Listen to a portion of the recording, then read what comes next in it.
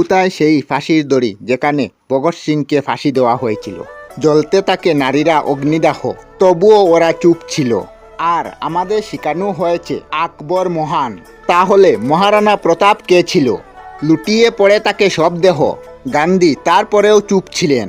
আমাদের শেখানো হয় গান্ধীজির চরকায় দেশ আজাদ হয়েছে, তাহলে ফাঁসির দড়িতে ঝুলা ওই 25 বছরের যুবকরা কে ছিল? আজও ওই দড়ি সংরক্ষণে সাজিয়ে রাখা আছে, যেটা দিয়ে গান্ধীজি নিজের ছাগলকে বাঁধতেন।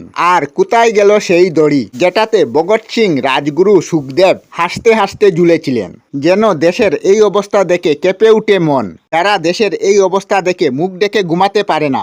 আর কতজনরা ঝুলেছিল ফাঁসিতে, আর কতজনরা গুলি খেয়েছিল। আরে কেন মিথ্যা বলছো? গান্ধীজির চরকাতে আজাদি পেয়েছি। আর বন্ধু, আপনার জন্ম কোথায় জানাতে ভুলবেন না।